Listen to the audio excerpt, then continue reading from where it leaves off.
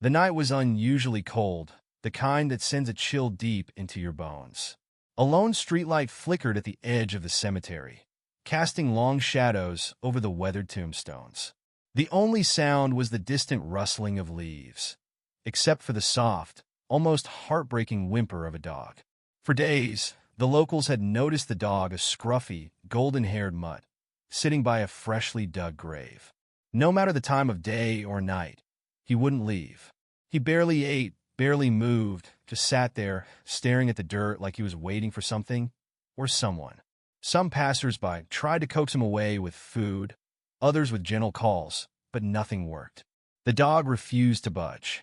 It wasn't unusual to see a grieving animal lingering near a grave, but there was something about this dog, something unsettling.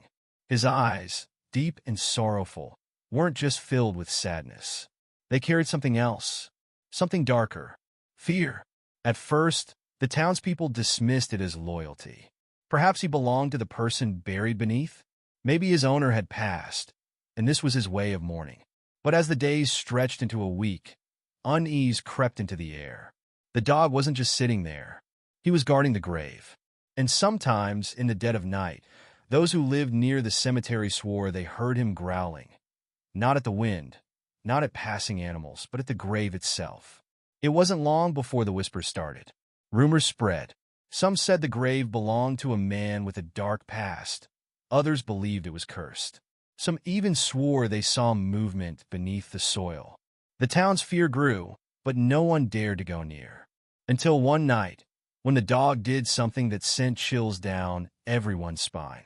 A local woman, on her way home from work, saw him suddenly leap to his feet. His ears perked, body tense, as he let out a long, guttural growl. Then, in a frenzy, he began clawing at the dirt, digging like his life depended on it. That was the final straw. The authorities were called, and soon, a few officers arrived, flashlights cutting through the darkness. At first, they assumed the dog was just distressed, perhaps confused. But when they shone their lights over the grave, what they saw made their blood run cold. The ground, freshly packed just days ago, was shifting, moving. One of the officers, his hand trembling, reached for his radio. But before he could speak, a muffled sound rose from beneath the earth. A sound no one ever expected to hear from inside a grave. And when they finally dug up the coffin and pried it open, what they found left them completely paralyzed with fear. For a moment, no one moved. The officers, the few townspeople who had gathered, even the dog, they all stood frozen, staring at the coffin now lying half exhumed before them. The wood was scratched, dirt smeared across its surface, and the lid had fresh marks. Deep gouges, like something had been trying to claw its way out. The muffled sound they had heard was gone now, replaced by an eerie silence. The kind that makes your skin crawl, that presses down on you like something unseen is watching. One of the officers, his face pale, took a deep breath and reached for the lid. His fingers hovered over the edge for just a second before he gripped it tightly and pulled. The coffin creaked open. A collective gasp filled the air. The officer stumbled back, nearly losing his footing. The woman who had called them covered her mouth, her eyes wide with terror, because lying inside the coffin was something they never expected. The man inside was not as lifeless as he should have been. His chest rose and fell, weakly but unmistakably. His fingers twitched, covered in dirt and dried blood. His face was pale, lips cracked, his eyes barely open, but he was alive. The dog barked wildly, pawing at the side of the coffin, his tail wagging furiously now, no longer afraid. The officer who had opened it stood speechless for a moment before finally snapping into action. "Call an ambulance." Now he barked, his voice breaking the spell of shock hanging over them. Another officer fumbled for his radio, relaying the emergency as fast as he could. The man in the coffin barely moved, but there was something in his eyes, something desperate, like he wanted to say something but didn't have the strength. His hands trembled as he slowly lifted them, reaching for the air above him. The townspeople stood in stunned silence, unable to comprehend what they were witnessing. How was this possible? He had been buried for days. No food, no water, no air. It wasn't just a miracle. It was impossible. The paramedics arrived within minutes, rushing through the cemetery gates with their gear. They checked for a pulse, barely finding one.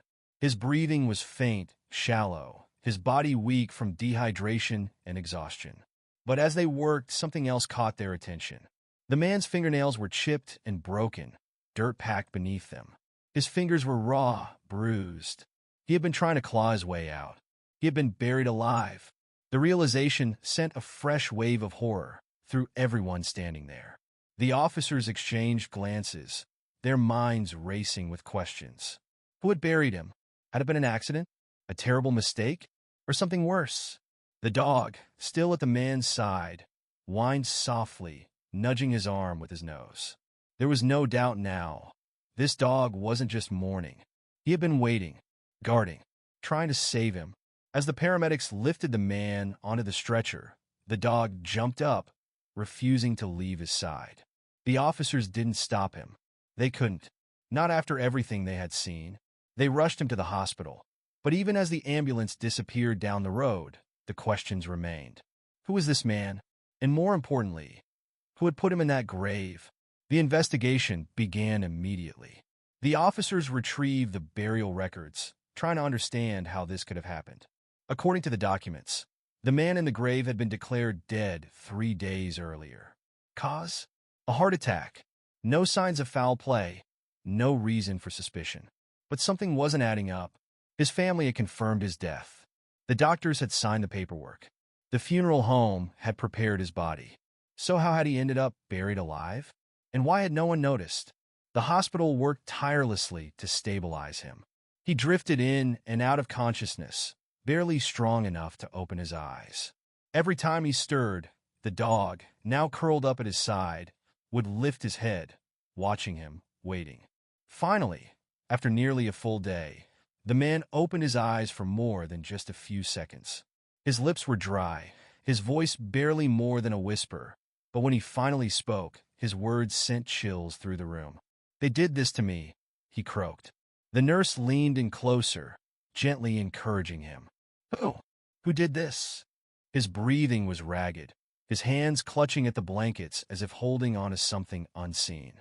His eyes darted around the room, filled with something beyond fear. Something deeper. "Them," he whispered. "They thought I was dead. They put me there on purpose." The nurse's heart pounded. "Who put you there?" But before he could answer, before he could say another word, his eyes fluttered shut, and he slipped back into unconsciousness. The dog, resting his head against the man's arm, let out a low whine, as if he knew the danger wasn't over yet. And maybe it wasn't, because somewhere out there someone had buried him alive. And whoever they were, they might not be finished yet. The hospital room was silent except for the steady beeping of the monitors. The man lay still, his breathing shallow, his body weak. The only movement in the room came from the dog, who never left his side. Every so often, he would lift his head, his ears twitching at the faintest noise outside the door. He was watching, waiting. Outside the room, the officers stood in the hallway, their voices hushed but tense. They had too many questions and not enough answers. How had this man been buried alive? Who had done it, and why? One of the officers, a middle-aged man named Carter, ran a hand through his hair. "This doesn't make sense," he muttered. The doctors confirmed his death. The funeral home prepared the body. The burial records are clean. But he's alive. Someone knew what they were doing. His partner, Ramirez, nodded slowly. "And they wanted him gone," she said. "Buried. Forgotten." They both turned to look through the small window into the hospital room. The man looked fragile, barely clinging to life. But there was something about him, something they couldn't ignore. He had survived something no one should have. And that meant he had a story to tell. But someone out there didn't want him to tell it. Meanwhile, in a small house on the outskirts of town, a woman sat by her phone, her fingers trembling. She had seen the news. A man found alive in his own grave. She had hoped, prayed, that this day would never come. She reached for her phone, dialing a number she hadn't called in a long time. It rang twice before a voice answered. A voice she never wanted to hear again. "He's alive," she whispered. Silence. Then a low breath on the other end of the line. "That's not possible. The voice said, calm but dangerous. They found him, she said. The dog had never left. It led them right to him. A long pause. Then the voice spoke again. Take care of it. The line went dead. Back at the hospital, the man stirred again, his fingers twitching against the sheets. The dog immediately perked up, watching him closely, as if urging him to wake up. His eyelids fluttered before slowly opening, his gaze unfocused at first. But then he saw the dog, and something in his expression softened. The nurse noticed and leaned in. You're safe now, she said gently. You're in the hospital. Do you remember what happened? For a long moment he didn't answer. His breathing was unsteady, his mind clearly struggling to piece everything together. Then slowly his lips parted. They thought I was dead, he whispered, his voice barely audible. But I wasn't. The nurse exchanged a glance with the officers just outside the door. She hesitated, then asked, Who thought you were dead? His eyes darted around the room, suddenly filled with something else. Panic. His fingers clenched the blanket, his body tensing despite his weakness. He said again, but this time his voice was hoarse, urgent. They did this. They wanted me gone. The dog let out a soft whine, pressing against the man's side as if grounding him. The nurse's heart pounded. Who are they? She asked carefully. He swallowed, his throat dry, his voice barely above a whisper. They're coming. Outside the hospital, a black car pulled into the parking lot. The engine idled for a few moments before the driver stepped out, adjusting the cuffs of his suit. He looked up at the building, his expression unreadable. Then he reached into his coat pocket, pulling out a pair of black gloves. Inside, the officers were still trying to make sense of what they had heard. If this was deliberate, Carter said, we need to find out who declared him dead in the first place. Ramirez nodded. I'll check with the coroner's office. Someone signed that death certificate. But before they could move, the nurse came rushing out of the room, her face pale. He says someone's coming, she said, her voice tight with worry. I don't know if he's confused or if. Before she could finish, the power in the hospital flickered. The lights dimmed for half a second before humming back to life. It was barely noticeable, but the dog inside the hospital room noticed. His ears perked up, his body tense. And then he growled. Deep. Low.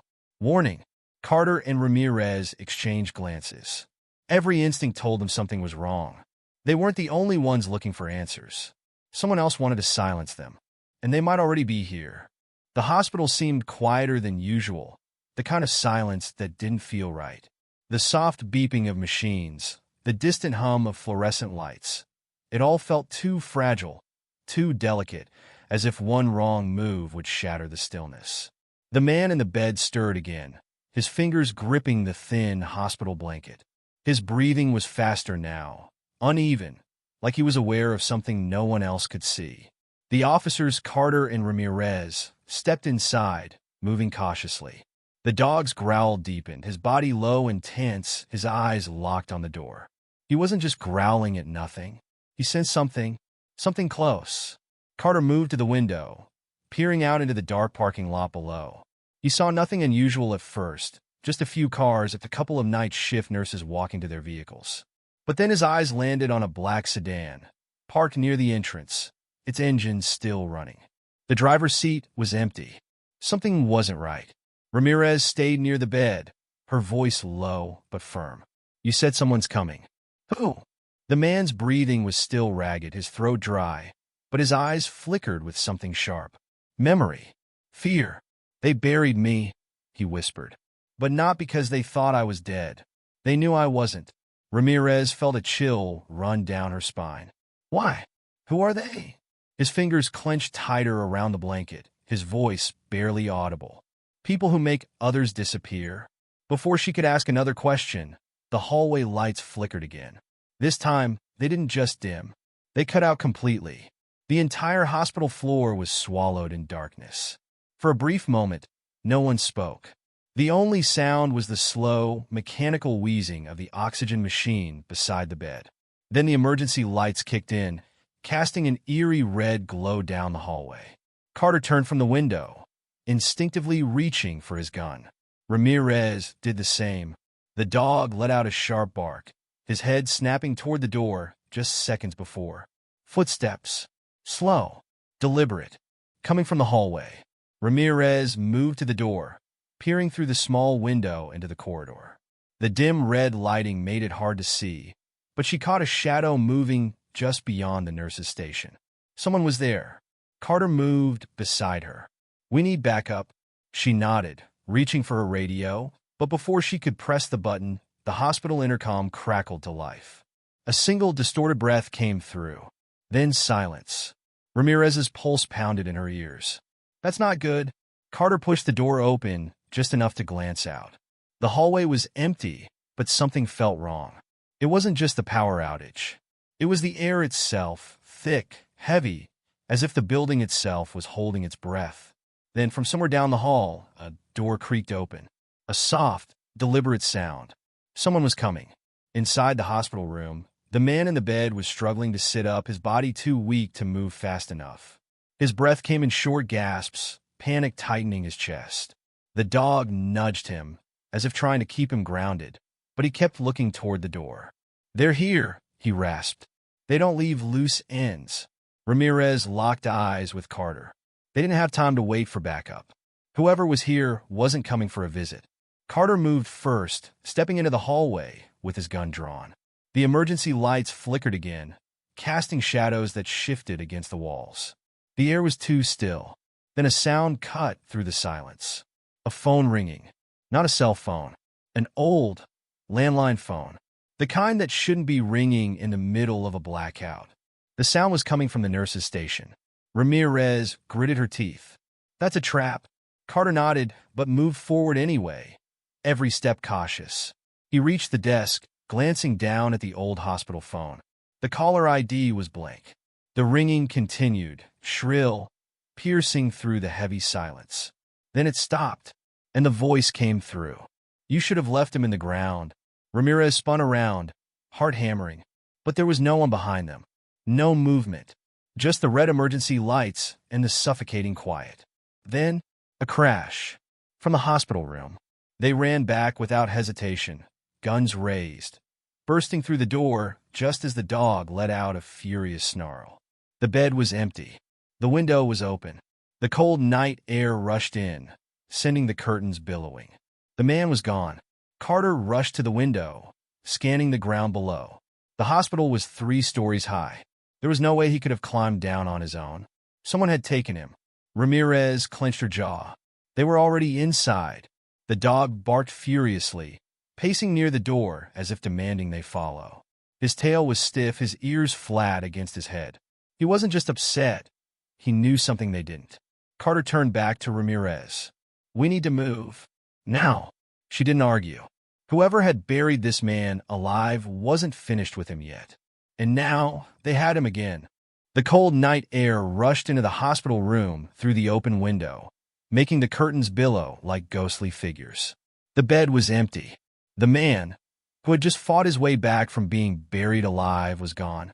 Carter's grip tightened on his gun as he scanned the window frame. No blood, no signs of a struggle. But the drop was 3 stories. Even a strong man wouldn't have made it out without injury. Someone had helped him, or taken him. Ramirez cursed under her breath, her eyes darting to the dog, who was pacing anxiously near the door. His ears were pinned back, his body rigid with tension. He let out a single, sharp bark and then bolted from the room. Without thinking, Ramirez followed. He knows something. Carter hesitated for only a second before taking off after them. The dog led them down the hall, past the flickering emergency lights, past the silent, empty nurse's station, and toward the stairwell at the far end of the building. The door to the stairwell was still swinging when they reached it. Someone had just gone through. Ramirez grabbed her radio. "We have a missing patient, possibly abducted. We're pursuing down the west stairwell." Static. Then a faint, crackled reply. "Copy that. Back up en route." Carter yanked open the door. The stairwell was dimly lit by emergency floodlights, casting long, eerie shadows on the walls. The sound of hurried footsteps echoed from below. More than one person. They took off down the stairs, their boots pounding against the concrete. The dog was ahead of them, his claws scraping against the steps as he descended at full speed. He was locked onto something. They reached the ground floor, just in time to hear the back exit door slam shut. Carter shoved it open.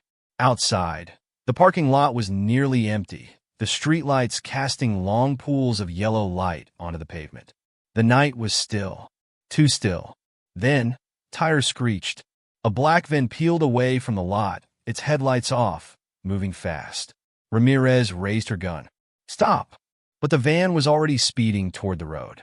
Carter reached for his radio. Suspect vehicle, heading westbound on. The words caught in his throat as the dog took off. He ran straight for the van. Ramirez's heart pounded. No, no, no. But the dog wasn't stopping. He was going after the man. The man he had refused to leave, even at his grave. The van screeched toward the main road, but before it could merge into traffic, another vehicle, an unmarked police cruiser, swerved in from the side, cutting it off. Tires skidded. The van swerved violently, its driver trying to correct course.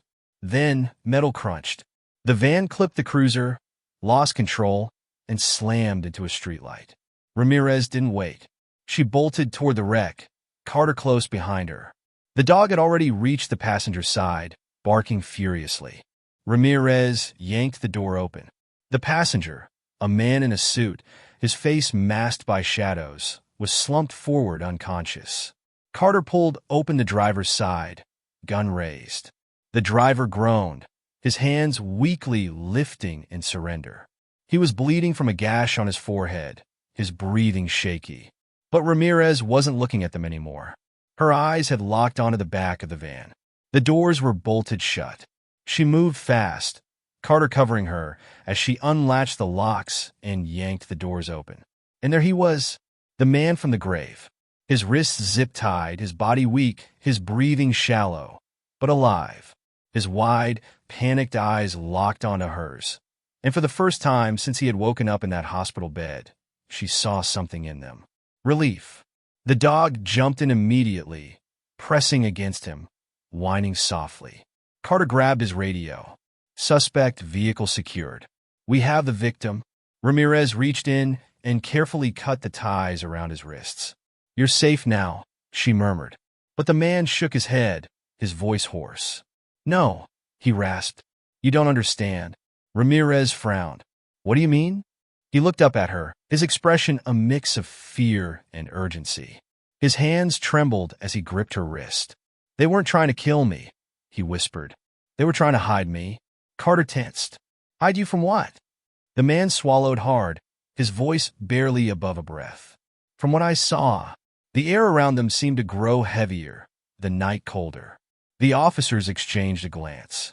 The van crash, the abduction, it wasn't just about silencing him. It was about keeping something buried, something bigger. The man's hands tightened into fists. His breath came in sharp, ragged bursts, his eyes darting around the street as if expecting someone, or something, else to appear. And then, just as Ramirez was about to press him for answers, the hospital's power fully cut out. The entire building behind them went dark.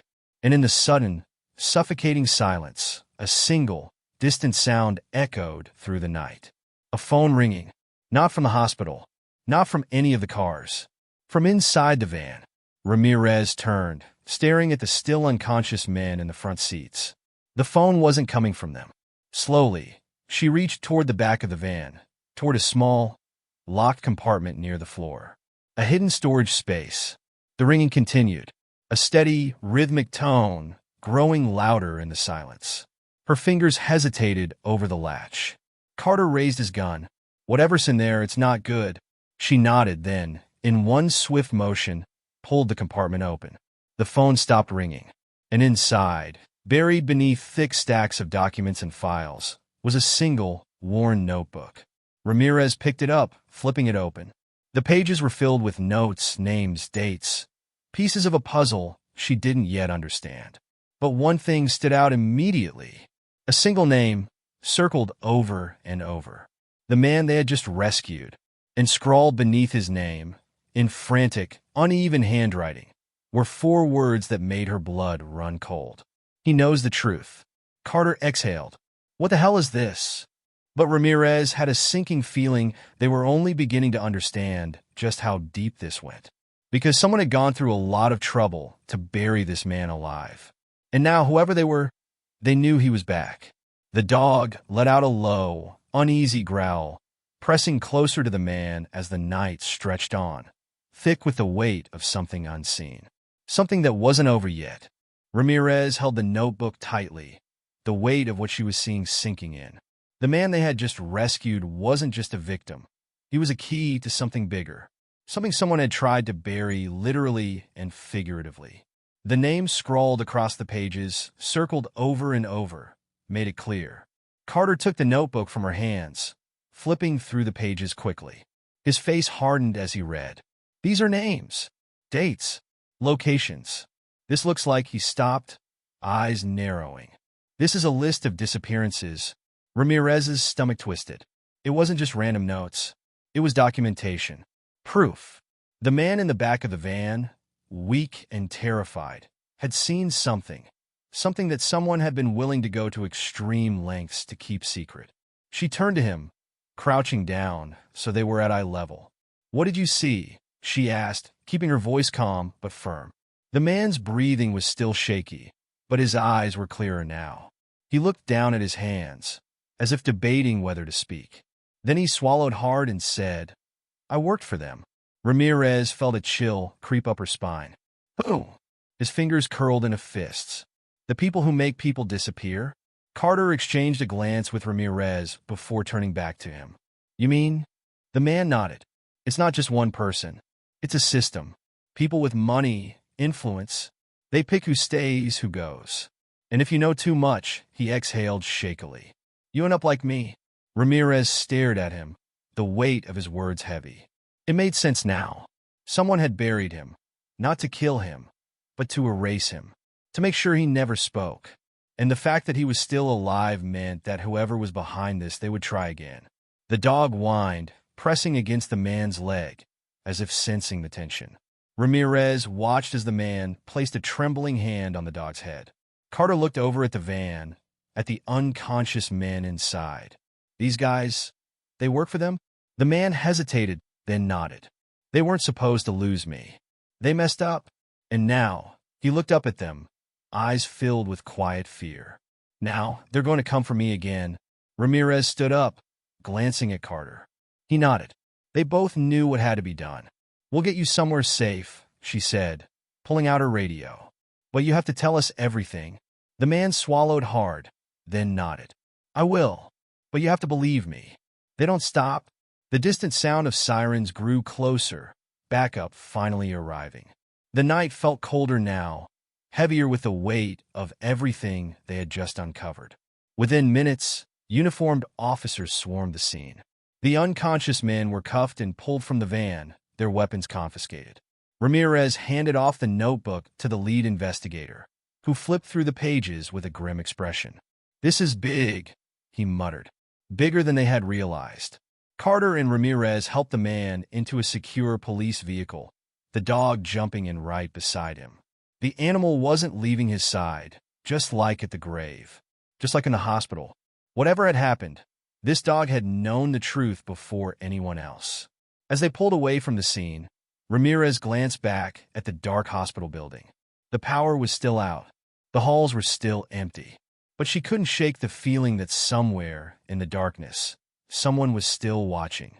The man beside her exhaled deeply, his hands shaking slightly as he looked out the window. "I should be dead," he whispered. Ramirez met his gaze. "You're not. And now you have a chance to make it count." He nodded slowly, eyes filled with something new. Not just fear, determination. The road stretched out ahead, leading them away from the wreckage, away from the buried secrets of the past. But Ramirez knew this wasn't over. They had uncovered something deep, something dangerous.